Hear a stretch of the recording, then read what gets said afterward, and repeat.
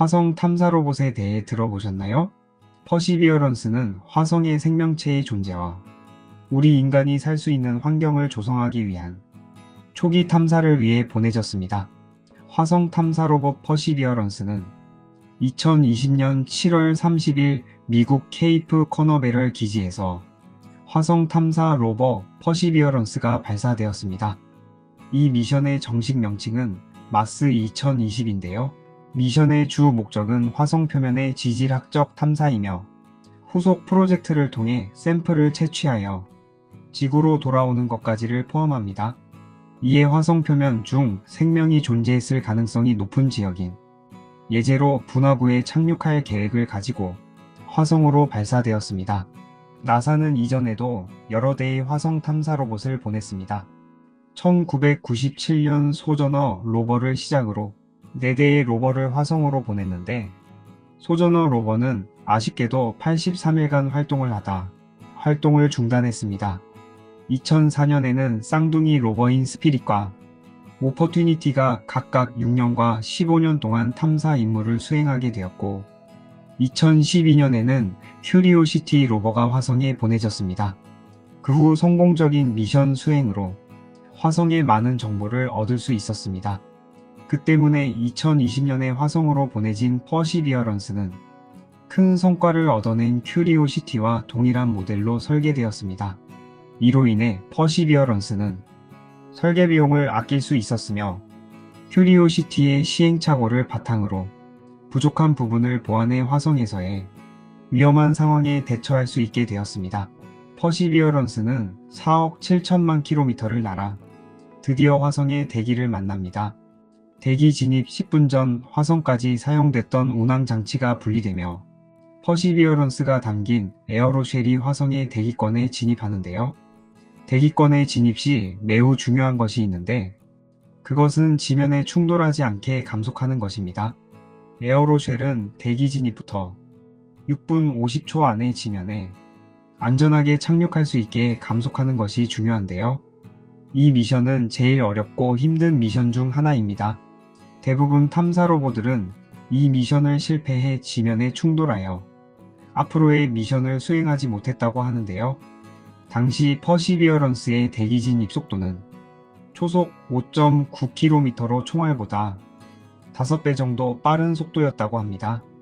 대기 진입 4분 후 속도를 감속해줄 낙하산을 펼칩니다.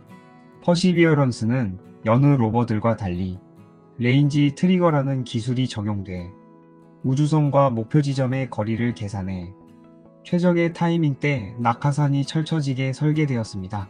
낙하산이 너무 빨리 펼쳐지면 목표 지점에 도달할 수가 없고 또 너무 늦게 펼쳐지면 지면과 충돌할 수 있기 때문에 최적의 타이밍에 낙하산이 펼쳐지는 것이 정말 중요합니다. 드디어 고도 8km 상공에 도달한 퍼시비어런스이 에어로쉘의 바닥 차폐막이 분리됩니다. 이때 에어로쉘은 지형 비교 내비게이션이 작동됩니다. 지형 비교 내비게이션은 착륙지의 사진을 먼저 찍은 후 목표 착륙지와 비교 분석을 실시합니다.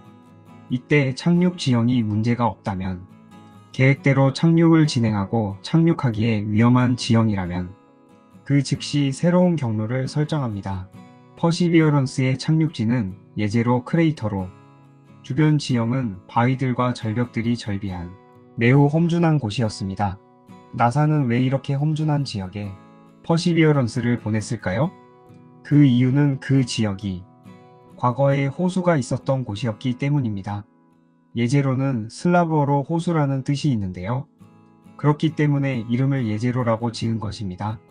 예제로 크레이터가 물이 존재했을 것이라 예상하는 이유는 그곳에 넓게 펼쳐진 삼각주에 있습니다. 이 삼각주는 수백만 년 동안 물이 흘러야 만들어질 수 있는 지형이었습니다. 이 삼각주에는 물에 휩쓸려 내려온 것으로 보이는 광물질도 발견되었기 때문에 이곳이 물이 흘렀던 곳이라는 예상을 할 수 있었던 것입니다. 나사는 퍼시비어런스에게 화성 생명체의 기원을 찾는 것을 최우선 임무로 주었습니다. 퍼시비어런스는 물이 말라버린 호수를 돌아다니며 고대 생명체의 흔적이 담긴 암석을 채집해서 생명체의 증거를 확보해 나갈 것입니다. 착륙 1분 전 드디어 퍼시비어런스는 1.6km 상공에서 로버를 보호하는 백쉘이 분리되고 퍼시비어런스 로버는 마지막 감속을 도와줄 제트팩에 묶어 천천히 목표 지점에 착륙합니다. 지면에 닿기 직전 퍼시비어런스는 제트팩에서 스카이 크레인을 통해 천천히 제트팩과 분리되며 지상으로 내려옵니다. 로버를 안전하게 지면에 착륙시킨 제트팩은 멀리 날아가 추락하게 됩니다. 이렇게 성공적으로 퍼시비어런스는 화성에 안전하게 착륙하게 됩니다. 퍼시비어런스는 넓이 2.9m, 길이 2.7m, 높이 2.2m로 대략 소형 승용차 정도 크기입니다. 무게는 대략 1톤 정도입니다. 퍼시비어런스의 동력원으로는 플루토늄에서 발생하는 열을 이용해 움직이게 됩니다. 퍼시비어런스가 작동하는 예상 기간은 지구 시간으로 687일 정도 됩니다. 그렇다면 퍼시비어런스는 어떤 장비로 어떤 조사를 하게 될까요? 퍼시비어런스에는 7대의 최첨단 장비가 탑재되어 있습니다. 최첨단 장비의 이름은 슈퍼캠, 마스트캠지, 메다, 셜록, 픽슬, 림팩스, 몫이인데요. 먼저 슈퍼캠은 원거리에서도 암석과 먼지 등의 화학 조성을 분석하는 기능이 있습니다. 또한 줌 기능이 있는 마스트캠지는 선명도 높은 파노라마 촬영과 입체적 촬영을 지원합니다. 메다는 온도와 습도, 풍향 등 화성의 기후를 관측할 수 있는 장비입니다. 또한 셜록은 자외선 레이저를 쏘아 화성의 암석의 광물 조성을 파악하고 유기화 학물을 감지하는 장비입니다. 픽슬은 엑스레이 스펙트럼 분광기로 암석과 먼지의 화학 조성을 분석하는 역할을 합니다. 퍼시비어런스의 아래에 위치한 림팩스는 땅을 파서 화성 지하의 지지를 파악하는 장비로 화성의 생명체의 기원을 찾아보게 됩니다. 마지막으로 몫이라는 장비인데요. 이 몫이라는 장비는 퍼시비어런스의 새로운 임무를 위해 장착된 최신의 장비입니다. 몫이는 산소 생성 장치로 화성의 약 96%를 차지하는 이산화탄소에서 산소를 생성해내는 기술을 시험하는 역할을 수행하게 됩니다. 이것이 성공하게 된다면 우리 인류가 화성에서 직접 탐사를 할 수 있을 뿐만 아니라 인류가 화성에 거주할 가능성도 있게 됩니다.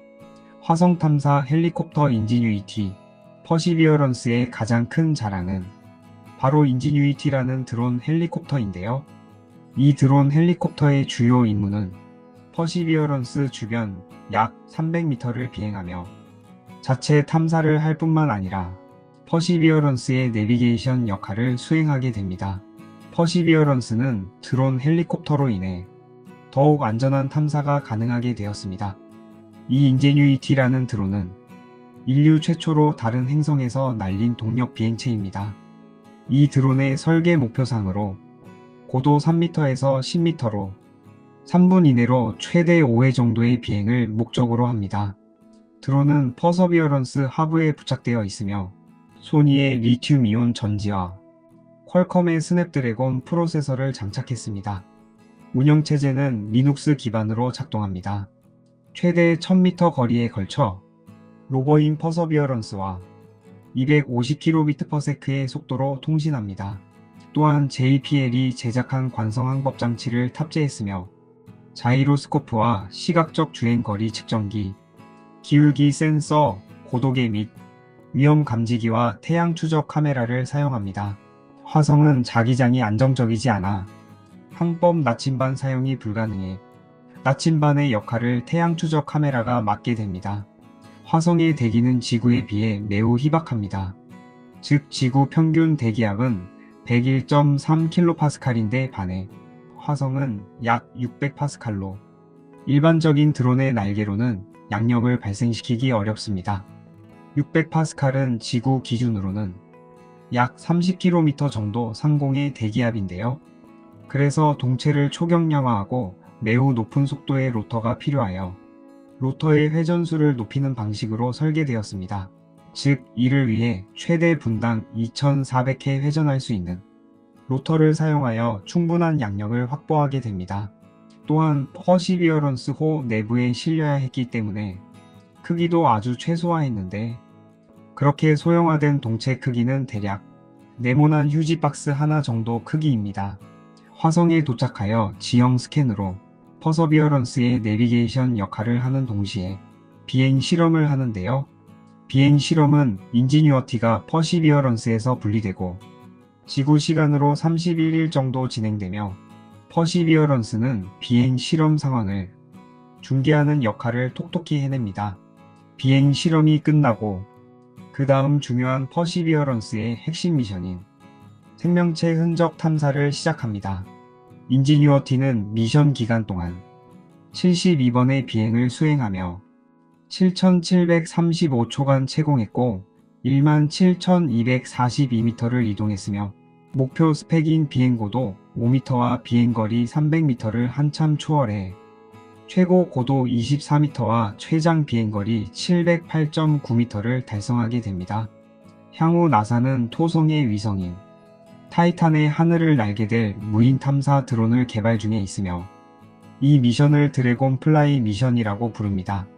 화성과 같이 타이탄도 생명기원에 대한 단서를 잡을 수 있는 몇 안 되는 태양계 위성 중 하나로 드래곤 플라이는 2028년에 발사하여 타이탄에서 활동하게 될 탐사선입니다. 드래곤 플라이 미션은 향후 다른 영상으로 더 자세히 다루도록 하겠습니다. 오늘은 여기까지입니다. 다음 영상에서 더 유익한 소식을 가지고 다시 찾아뵙겠습니다. 영상을 끝까지 시청해 주셔서 감사합니다.